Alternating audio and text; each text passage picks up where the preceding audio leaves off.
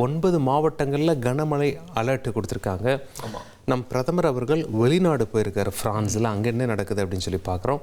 அதே நேரத்தில் நம்ம தமிழகத்தை சேர்ந்த மாலுமி ஒருவர் ஓமான் நாட்டு கடற்பகுதியில் உயிரிழந்திருக்கார். அவருடைய உடலை அங்கேருந்து எப்படி இந்தியா கொண்டு வர போகிறாங்க அப்படிங்கிறதையும் உற்று பார்க்குறாங்க. அரசியல் நிகழ்வுகள் நிறைய இருக்குது. அதிமுகவாகட்டும் அல்லது தமாகவாகட்டும், ராகவா லாரன்ஸ் ஆகட்டும், அதே நேரத்தில் மின்சாரம் துண்டிப்பு அப்படிங்கிற ஒரு குற்றச்சாட்டு பல இடங்களில் இருக்குது. அதே நேரத்தில் ஃபிஃபா உலகக்கோப்பை இருக்குது, தேசிய செய்திகள் இருக்குது. இந்த மாதிரி பல செய்திகளை நாம் அடுத்தடுத்து பார்க்க போகிறோம். முதல்ல நாம் என்ன பார்க்க போகிறோம் வரும்?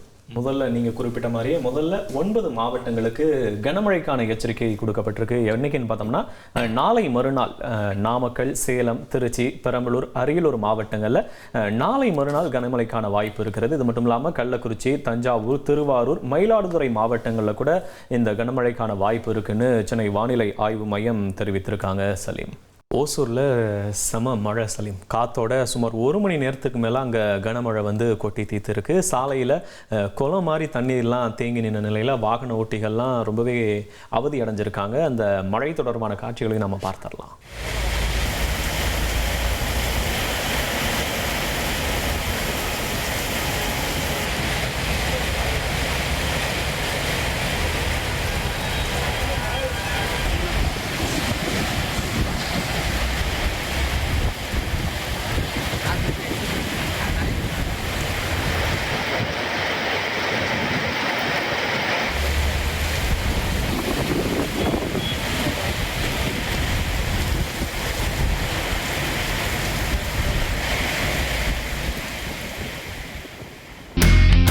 இனி செல்லும் இடமெல்லாம் செய்தி.